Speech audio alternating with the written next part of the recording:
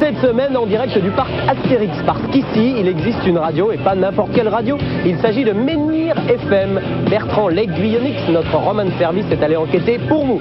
Tout de suite après, encore 2-3 petits loopings, on se donne rendez-vous à Europe 1 avec le roi de la radio, Arthur et les pirates. C'est parti.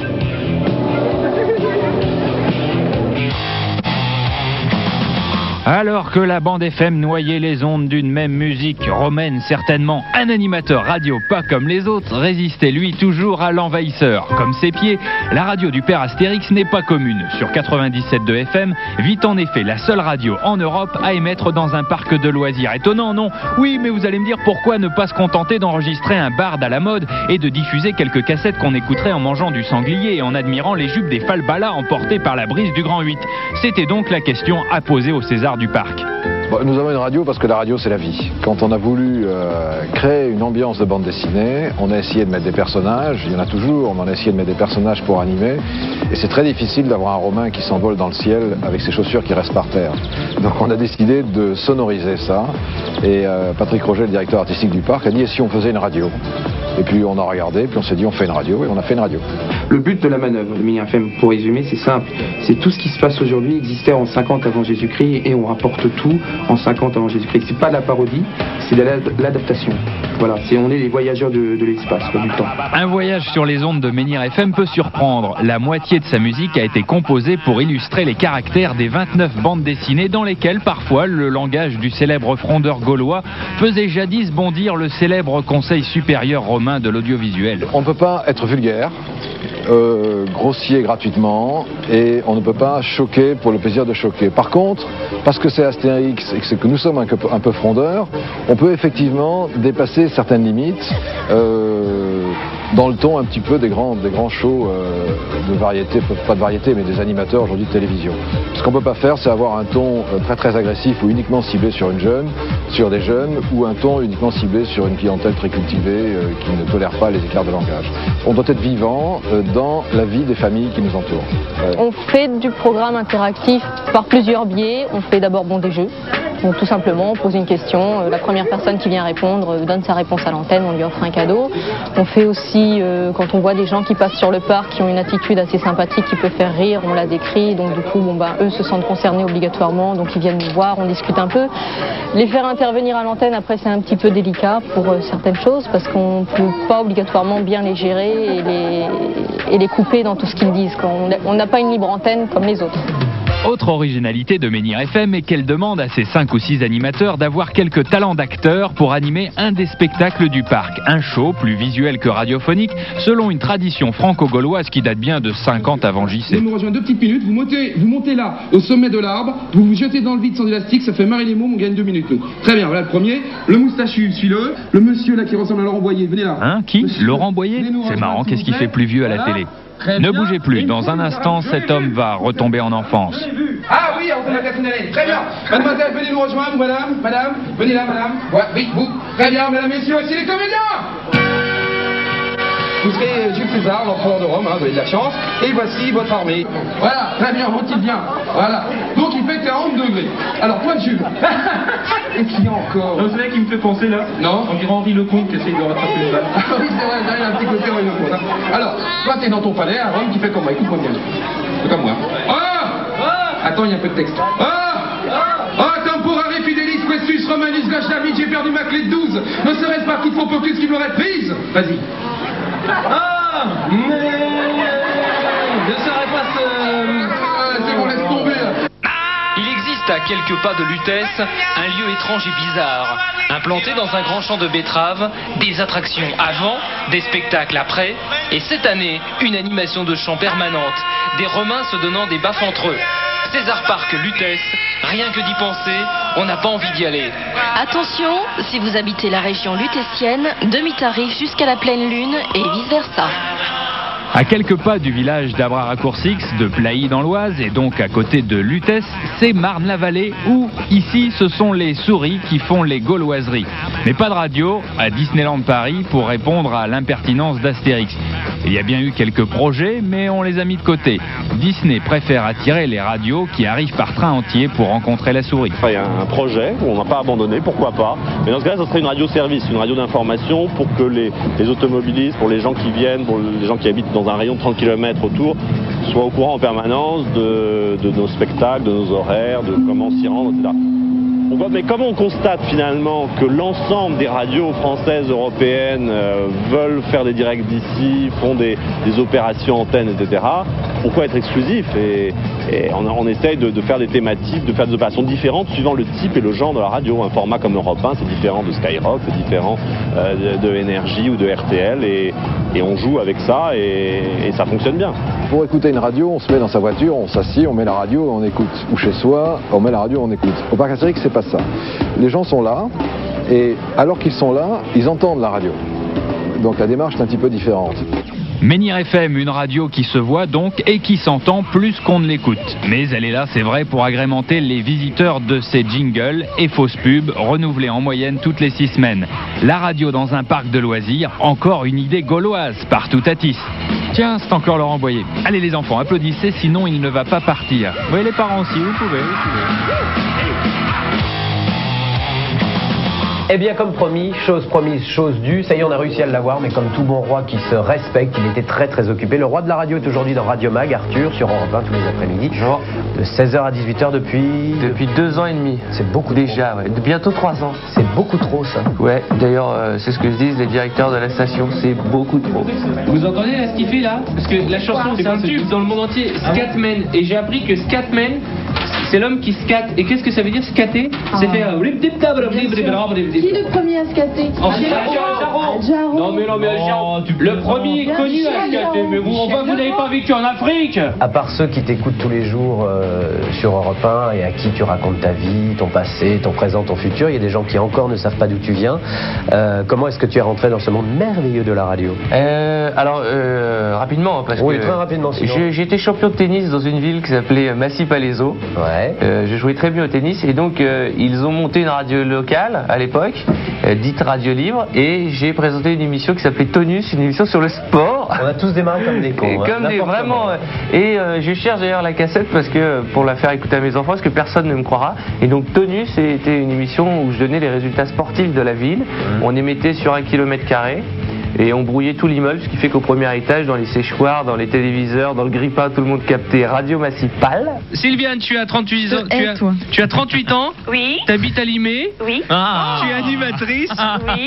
Non mais attends, je vous jure que c'est vrai, mais je n'invente pas, il y a marqué Limay là. Oui, à Limay. Elle a le droit d'habiter à Limay. Oui, pourquoi qu'il rigole? Mais pourquoi qu'on rigole? Pourquoi qu'il rigole? Et pourquoi qu'il rigole, le petit monsieur? Tu dis qu'à l'époque de Fun, on t'avait mis en avant et que ça a bien marché, ça a fait même décoller carrément la radio.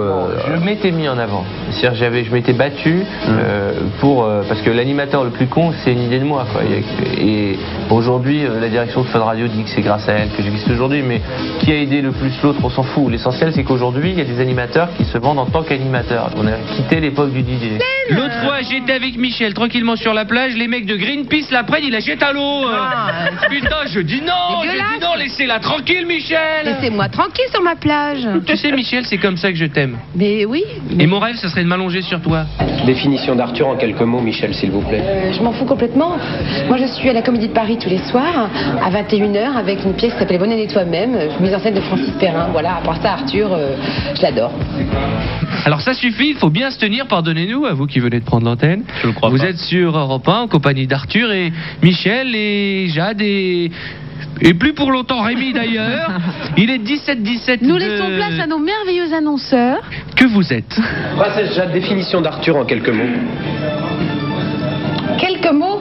Oui, quelques mots. On peut en faire un livre. Hein. On peut en faire un livre.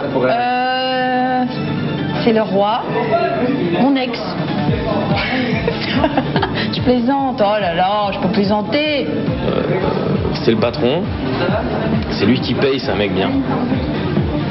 Brigitte. C'est votre fille qui est à côté qui a honte. Non mais c'est normal, hein. Moi si j'étais à sa place j'aurais honte aussi. Hein. Pourquoi?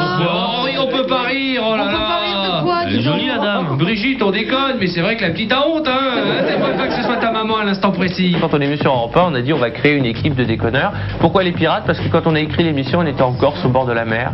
Et qu'on s'est dit, on va appeler ça Arthur les pirates, c'est rigolo. Maintenant, les pirates sont devenus de plus en plus filles, puisqu'il ne reste plus que la princesse Jade et Michel Bernier, et puis Rémi, qui est homosexuel. Mais il a le droit. On n'a jamais su. Mais il a le droit. Quel con, cet Arthur. Céline, ma petite chatte, comment vas-tu? Ça va. Tu habites Autun? Oui. Ok. Et juste après les réclames, qu'est-ce que tu vas faire? Un poème pour Arthur. Ah, ça faisait longtemps. Applique-toi parce que quand c'est mauvais, ça m'énerve. Hein. Est-ce que justement, aujourd'hui, au point où tu en es aussi bien en radio qu'en télé, tu vas vraiment retrouver qui tu es et faire quelque chose de complètement personnel? Et retrouver, ça voudrait dire que je suis perdu. Je suis pas très perdu. Non, mais on t'oblige. On oblige les gens à obliger, c'est un grand mot. Mais disons que ce que je fais aujourd'hui à la télévision, qui me convient, même si c'est pas encore l'humour que je voudrais développer, c'était un passage obligé pour, tu sais très bien, en télé, une image, ça se grille en 20 minutes, même s'il faut 20 ans pour la mettre au point. Donc j'avais un vrai problème d'image. J'ai entre guillemets redoré mon blason, ce qui fait que je me suis rendu plus accessible. Et maintenant, après cette année de transition, cette année où je me suis mis un peu à l'ombre, qui nous a permis d'avoir une émission populaire, qui plaît, on a même eu un set d'or, ce qui est un gag, ça nous permet d'aborder l'année prochaine avec des idées plus modernes, plus rigolotes, et les gens seront moins surpris, moins choqués. C'est-à-dire là, il fallait que les gens s'habituent à moi. Oh, mais ça va, à 17 ans, regarde, à 17 ans, tu es vierge encore? Oui. Hein? Ouais. Oula. Oh, arrête avec ça, hein. Mesdames et messieurs, la France a changé depuis que Jacques Chirac est président. On retrouve des vierges. La rubrique de Tata Jeannette, on va te faire écouter un extrait d'une émission de radio sur une autre radio qu'Europe 1 et puis tu réagiras comme tu veux. La sélection de Tata Jeannette. Vous connaissez donc les produits présidents. C'est-à-dire que depuis dimanche, ces gens-là auraient pu avoir, je sais pas, l'idée de changer leur packaging. Et c'est un scandale. Nous allons directement à la société président, au siège social de la maison président. Oui. Alors, moi, j'aimerais savoir si vous avez l'intention bientôt de mettre l'effigie de Jacques Chirac sur vos produits. Ah non, parce que le camembert président, si vous voulez, ce qui le caractérise, c'est la supériorité de sa qualité. Vraiment, vous êtes un malin. Hein. Non seulement vous êtes bien payé, mais en plus vous êtes malin. On vous laisse tranquille. Merci. Bonne journée quand même. Bonne journée à vous. Au revoir, monsieur. Au revoir. Tata Jeannette revient la semaine prochaine dans Radio Mag. Bon alors voilà, Arnold l'après-midi sur Fun Radio, tu l'as connu tout petit, on l'a connu tout petit. Hein, moi je l'ai connu à l'époque où Pierre Bélanger voulait en faire la doublure d'Arthur. C'est-à-dire qu'il avait appelé Arnold parce que ça rimait bien avec Arthur, il faisait les mêmes jeux sur Sky le matin quand j'étais sur Fun, il prend la même voix que moi. Moi ça me fait plaisir parce que ça veut dire qu'il m'aime ce mec. Ça veut dire qu'il rêve d'être moi et que... Mais bon, je suis pas encore mort. Ouais. Parce que les gens qu'on n'aime pas, on les méprise par le silence. Et ce jeune homme parle sans arrêt de moi à la radio, il m'insulte et tout, mais c'est un style. Ah bon? Oui, mais bon. Qu'est-ce que je pense de ça? Le peu que j'ai entendu, je pense que c'est vide, c'est creux, c'est l'apologie du rien, quoi. Attends, ta mère, elle est tellement conne qu'elle a annulé son rendez-vous chez le médecin parce qu'elle était malade. Ah ouais. Celle-là, c'est Gaël qui va repartir avec un chèque cadeau à la redoute d'une valeur de 1500 francs. Mieux vaut un Maurice que deux Arnold. Sur cette belle conclusion, merci Arthur. Je suis ravi d'avoir répondu un peu à vos questions. Bonjour à tous les spectateurs de Radio Mag. Bonjour, il y en a quelques-uns. Bonjour, je connais bien cette émission puisque c'est moi qui l'a produit. T'as le câble? Oui, j'ai le câble. Ah bon, d'accord.